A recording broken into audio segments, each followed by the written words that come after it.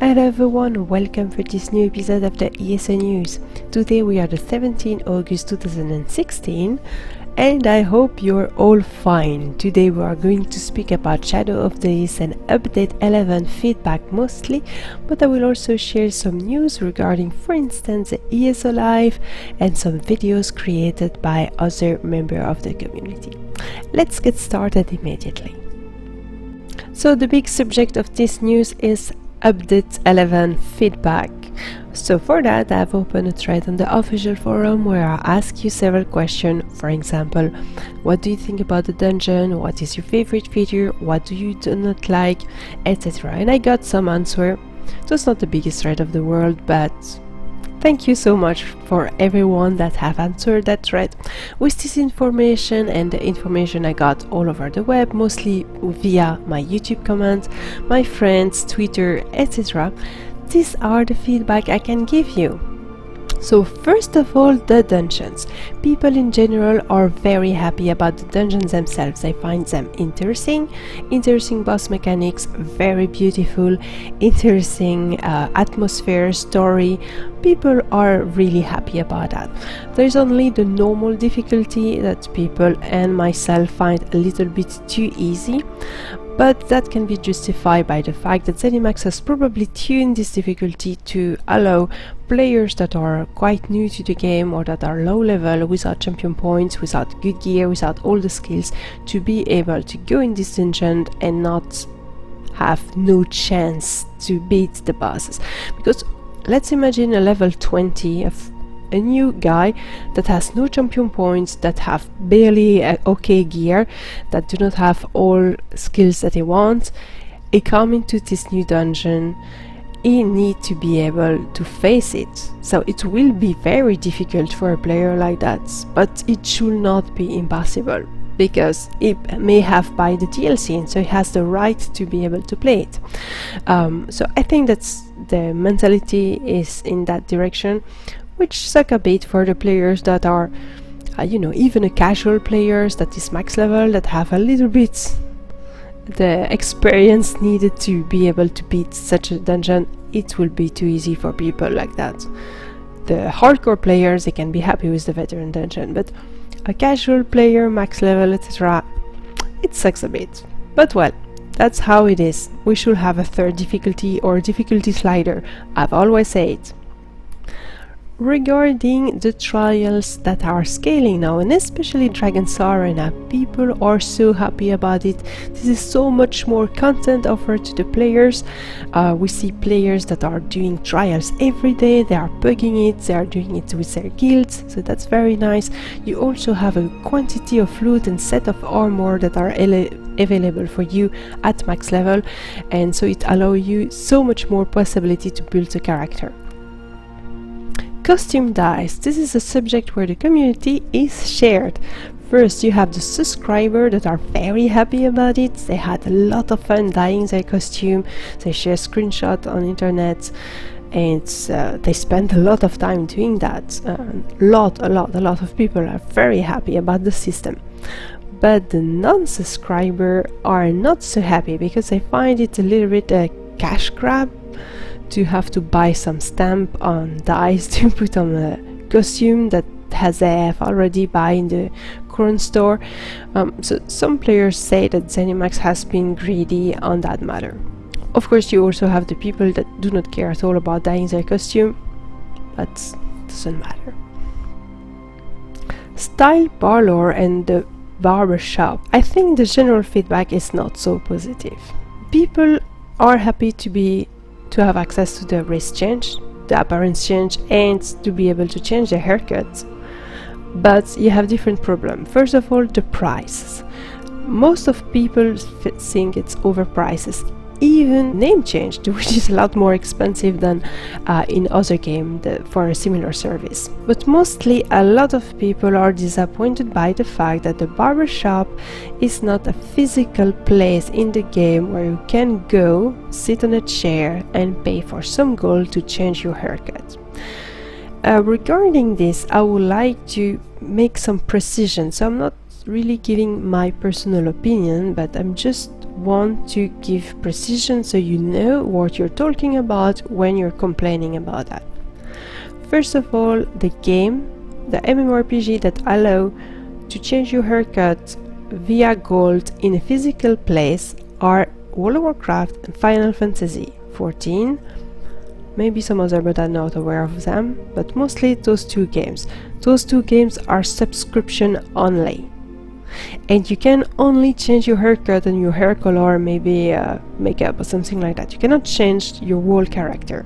So in World of Warcraft, you sit on a chair in Stormwind, for instance, and you can change your haircut. It costs gold. Okay. In other games that are buy to play, if you want to change your haircut, you need to buy a service. May it be Aeon, Guild Wars 2, Arcade, Black Desert, Wildstar. Any of those games, you do not have it in game for gold. You need to purchase it. In Guild Wars 2 it's very clear. If you want new haircut, you need to purchase a coupon that allow your whole appearance change. It's the only way to have access to the new haircut. So the Elder Scrolls Online proposes a system that is completely unique. You have that in no other game. So you need to purchase the haircuts, but once you do, you unlock them and you can change them as much as you want. It's like a costume. So yes, you have to buy it the first time, but in that way you can really target the haircut that interests you. You're not playing in Khajiit ever because you hate Khajiit. Well, you don't buy the Khajiit haircut, you could just get the one you want. If you only play male character, well, you will maybe buy a new beard, and you will not do it if you only play female character. So you can really choose what you want. At the moment you have a bundle that cover all the haircuts that are in the base game, so when in the character creation, and it's cost only 1000 Crone, so it's not so much, and you have access to all haircuts that are already present in the game. So that was just a little precision regarding this, because I have a lot of comments about people disappointed and finding Zenimax extremely greedy. I wanted to underline that it's not so greedy. Really, it's kind of a good deal if you compare it to other games. So that was a long rant just for the haircuts. All in all, people are generally happy about the dungeons. They regret that there is not more content than that. They would have wished to have a bigger update that would have included a new zone, for instance, and some quests, etc. But they appreciate the 2 dungeons, so that's good. But most of the time people are extremely happy with the base change of the Update 11, so the trial change, the zero deal change, etc. And it's probably the explanation why we have such a small DLC this time. It's because Zenimax has really put a lot of effort into the base game, and that's nice. Speaking about greedy, they could just focus on DLC instead of trying to fix the base game, but they are putting a lot of effort into the base game, so it's a very good sign. It's several months that something very bad happened to the trading community of the Elder Scrolls Online, and they are quite upset about something that ruins the experience of the game. It is the maintenance times that happen right during the moments where guild trader are switching owner.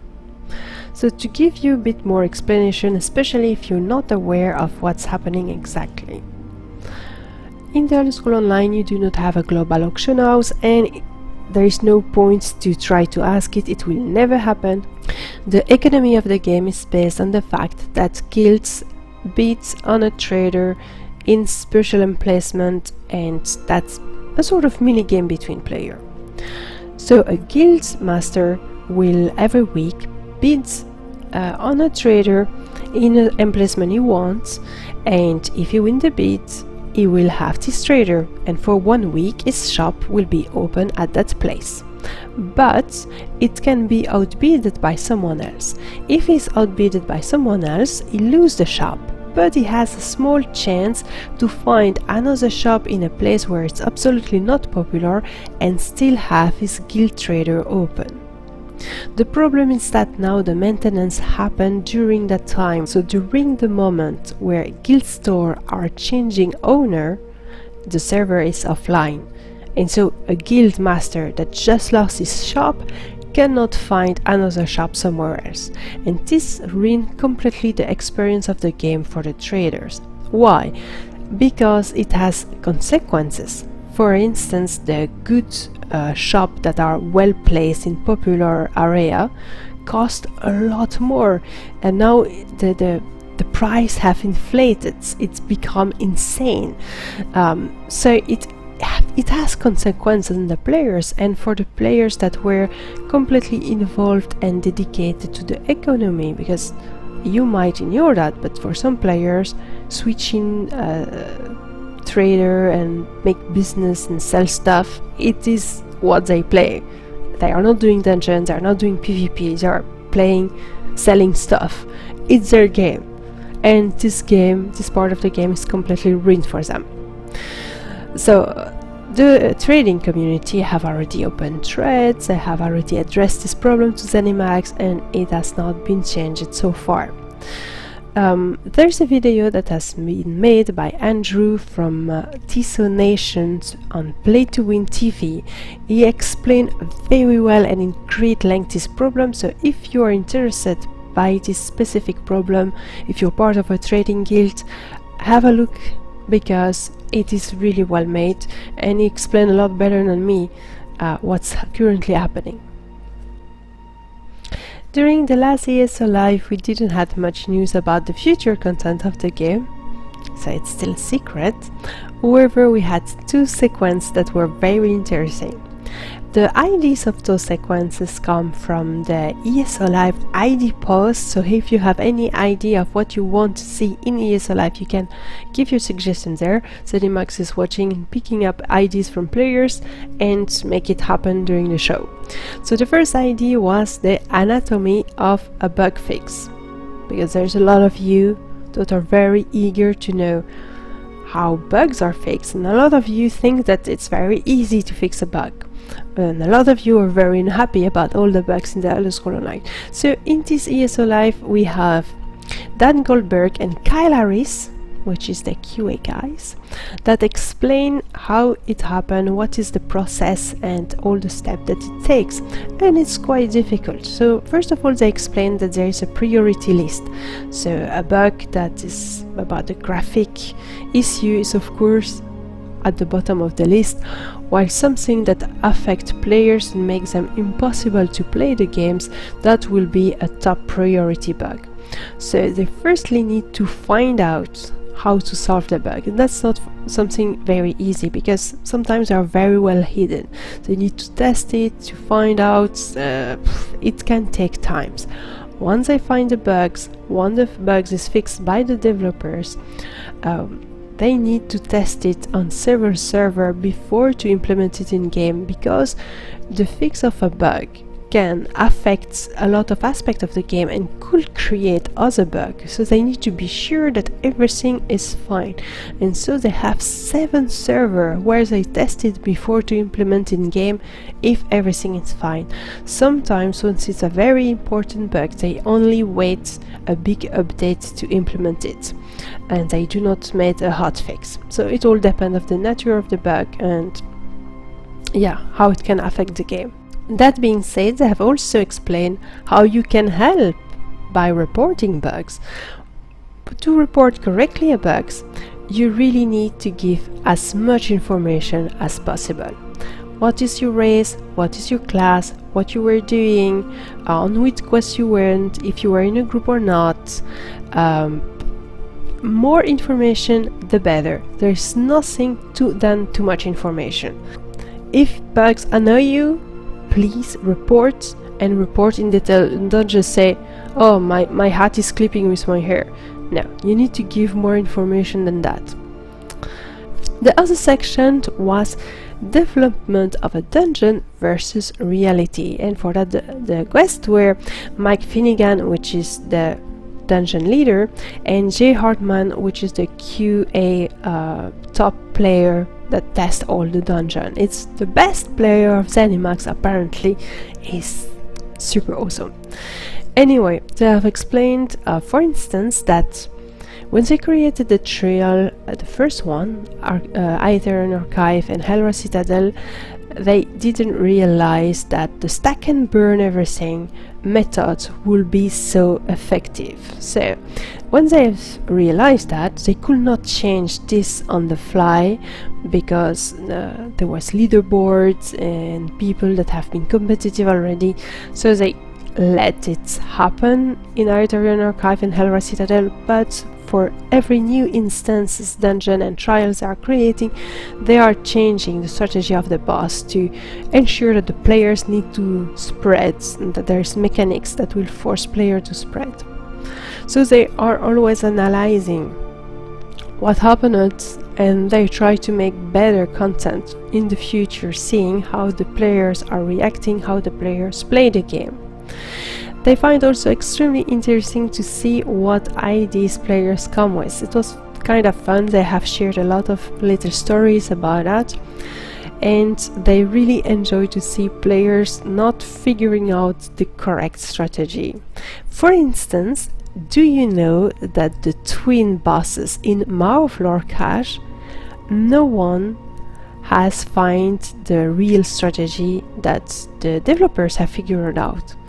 So the way players are doing is not the real strategy. So that's quite interesting to know, for instance. The developers are also often watching stream, that we all know. If you're a streamer, you may have seen Mike Finnegan saying hello, or just lurking, you don't know.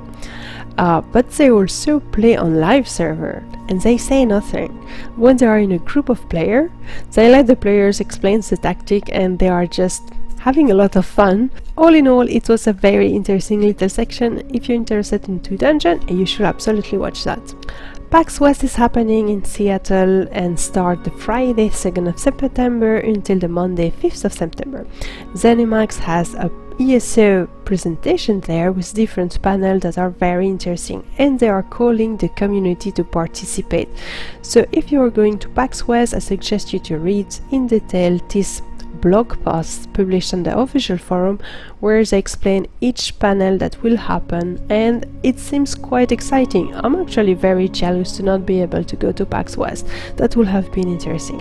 They will have a Q&A, round table with Brian Wheeler regarding the Alliance War, dungeon race between several teams of players, and commented by Rich Lambert and Mike Finnegan or someone else, I don't remember.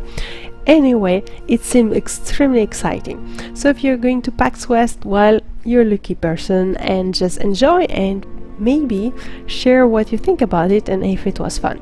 And now let's get into various news that I have picked up in the Ask Us Anything section of the ESO Live. If you have questions to ask to Zenimax, go on the forum. There is a thread specifically for that. It's sticky, it's called Ask Us Anything.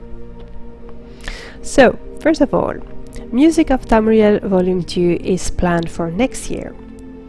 They start to announce longer maintenance on the forum. It's sticky in the maintenance subsection of the forum. They try to provide ETA about when the maintenance is finishing, and if there is thread in the general forum regarding special maintenance, they try to keep the players updated, even if it's the weekend.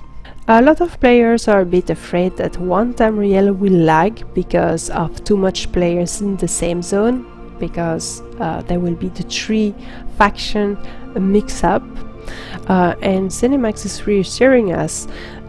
The technology used is simply there's one version of the zone, and there's a cap of player, and automatically a second version of the same zone is created if this cap is reached. So you really should not worry. The mega server technology exists since the release of the game, and this problem will not happen. 0D lag is a different issue, so you should not worry about that. They are thinking about a search feature for a guild store, but no ETA on it.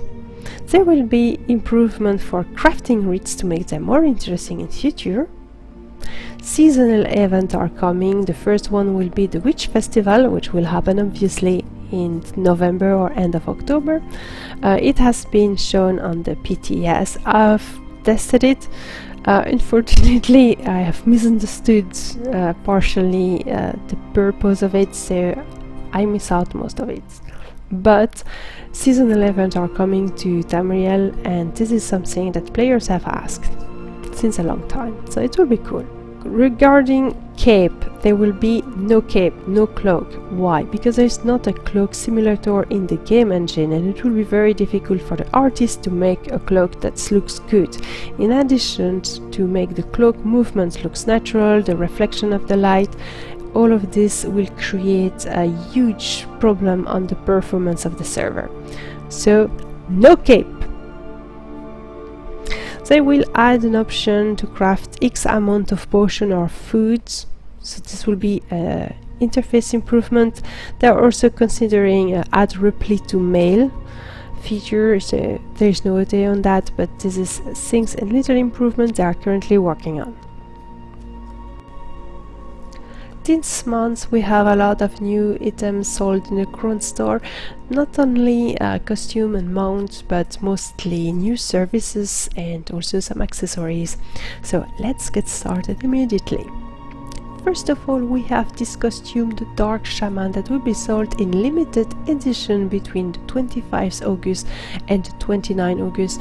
I was really not expecting this costume to be sold in limited edition, but here you go, it's quite cool.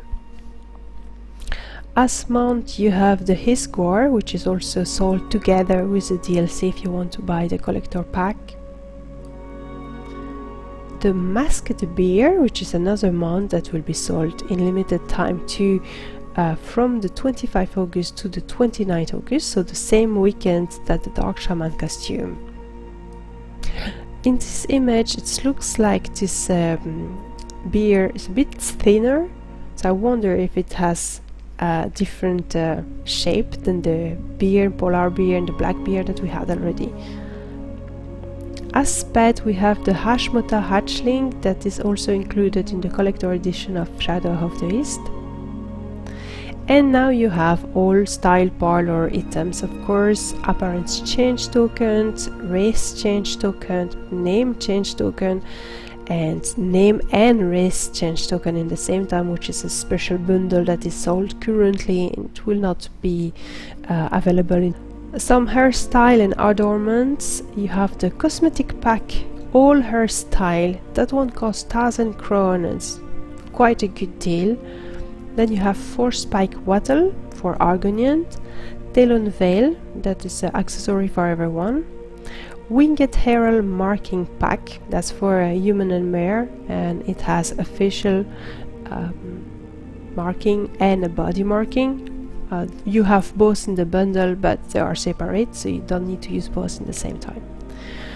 Dark Moon's marking pack for Khajiit, and Chevron slash marking pack for Argonian.